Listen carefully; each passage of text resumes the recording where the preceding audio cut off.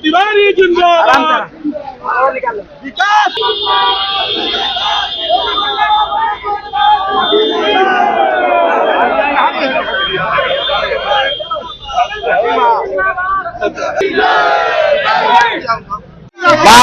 बाबा परमेश्वर नाथ की नगरी से बाबा परमेश्वर नाथ की नगरी से एक ही संदेश है कि 2 साल पहले हम लोग बाबू वीर कुंवर सिंह जी के चरणों में जगदीशपुर से हम लोगों ने तिरंगा झंडा का रिकॉर्ड बना के पाकिस्तान को हराया था।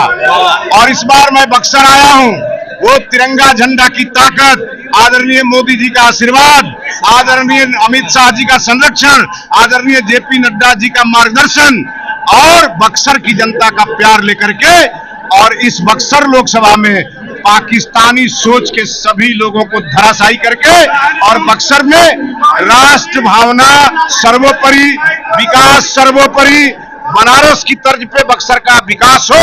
विकास विकास विकास। नमस्कार, आप देख रहे हैं बक्सर खबर और आपने देखा कि लोकसभा चुनाव को लेकर के जिस तरीकों का अटकलों का बाजार बक्सर में चल रहा था, उसको लेकर के अब बड़ी खबर आ गई है कि जो बीजेपी के प्रत्याशी मिथिलेश तिवारी हैं वो बक्सर में पहुंच चुके हैं। बक्सर के ब्रह्मपुर में उन्होंने परमेश्वर नाथ का आशीर्वाद लिया है और उसके बाद जिस तरीके से उन्होंने जीत के दावे किए हैं और विकास के दावे किए हैं, उसके बाद से आप समझिए कि अब पूरे बक्सर में हलचल एक तरीके से तेज हो गई है। सबसे पहले जब बक्सर लोकसभा में दाखिल हुए बीजेपी के प्रत्याशी मिथिलेश तिवारी, तो कार्यकर्ताओं ने उनका भव्य स्वागत किया। उसके बाद मिथिलेश तिवारी ने बाबा परमेश्वर नाथ का आशीर्वाद लिया।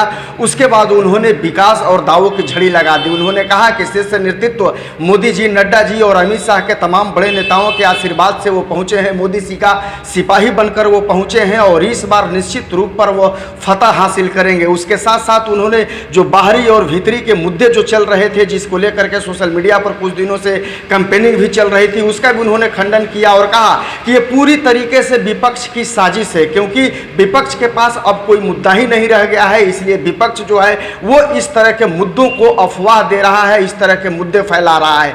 इसके साथ साथ उन्होंने ये भी कहा कि विपक्ष कहीं भी नहीं है। जो 400 का मिशन है बीजेपी का, वो निश्चित तौर पर हासिल करेंगे और निश्चित तौर पर बिहार में भी 40 सीट पर उनका कब्जा होगा। इसके साथ साथ चूंकि आपको पता है कि लोकसभा चुनाव चल रहा है, एनडीए ने भी अपना प्रत्याशी उतार दिया है। उसके बाद महागठबंधन के तरफ से भी बक्सर लोकसभा सीट को लेकर के प्रत्याशी उतारे गए हैं। तो उन्होंने विपक्ष पर हमला करते हुए भी कहा कि विपक्ष कहीं भी नहीं है, विपक्ष खड़ा होने लायक की स्थिति में नहीं है, इसलिए विपक्ष से डरने की बिल्कुल जरूरत नहीं है। मैं मोदी जी का सिपाही बनकर आया हूं, बनारस के बगल में हूं, ये मिनी काशी बक्सर है, बक्सर को पुण्य की धरती उन्होंने बताया।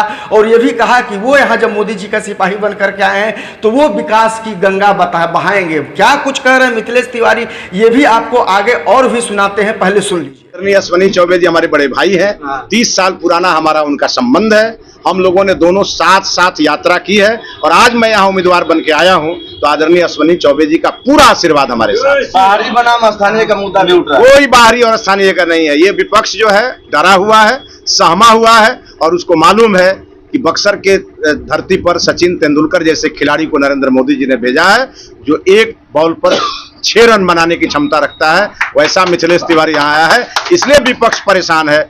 तो आपने सुना मिथिलेश तिवारी को कि मिथिलेश तिवारी किस तरीके से बक्सर में पहुंच चुके हैं और अपने जीत को लेकर के पूरी तरह से आश्वस्त भी नजर आ रहे हैं और साथ ही साथ वो विपक्ष पर हमला भी कर रहे हैं। आपको पता है कि बक्सर के अलावे बिहार में और भी कई ऐसी महत्वपूर्ण सीटें हैं जिसको लेकर के चर्चाओं का बाजार गर्म है। खासकर पूर्णिया की बात करें तो वहां से पप्पू यादव ने दावा ठोक दिया है कि वो पूर्णिया से चुनाव लड़ेंगे। इस पर भी उन्होंने चुटकी लेते हुए कहा कि अब पप्पू चले हैं पप्पू को प्रधानमंत्री बनाने। तो आप समझिए कि लोकसभा चुनाव का ये दौर चल रहा है, ऐसे में पक्ष और विपक्ष के बीच तीखी नोकझोंक भी चलती रहेगी, इस तरह के बयान आते रहेंगे। आपने मिथिलेश तिवारी को भी सुना, आगे भी आपको बताएंगे। अगर आपको हमारा ये चैनल पसंद आया हो तो आप निश्चित तौर पर इसको लाइक कीजिए, शेयर कीजिए, चैनल को सब्सक्राइब कीजिए। और मिथिलेश तिवारी क्या कह रहे हैं, विपक्ष पर कैसे निशाना साध रहे हैं, जरा इसको भी सुनिए। देखिए, विपक्ष की स्थिति ये है कि पूरे देश में हमारे बिहार के एक पप्पू, देश के पप्पू को प्रधानमंत्री बनाने के लिए निकले हुए। तो अब इससे बड़ा मजाक कोई हो नहीं सकता है। और दूसरी बात हम कहेंगे कि कहीं का ईंट कहीं का रोड़ा, भानुमती ने कुनबा जोड़ा। अब यह कुनबा धीरे धीरे टूट रहा है और आदरणीय मोदी जी के साथ पूरा देश खड़ा है और विपक्ष उनका सामना करने की भी स्थिति में नहीं। पूर्णिया सीट पे पप्पू यादव फिर चुनाव लड़ रहे मैं हैं। तो कह ही रहा हूं, एक पप्पू दूसरे पप्पू को प्रधानमंत्री बनाने निकले। विपक्ष में विपक्ष बैठने लायक नहीं रहेगा। चुनाव का रिजल्ट आने दी। बिहार में 40, देश में 400 पूरा होगा। बिहार में 40, देश में 400 पार होगा।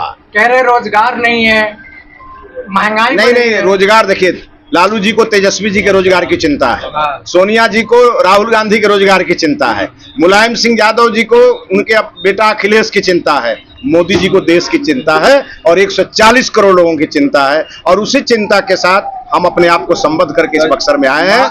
नौजवानों को रोजगार मिलेगा। जब मोदी जी फिर तीसरी बार आएंगे तो यह भारत दुनिया की 1 से 3 की इकोनॉमी बनेगी।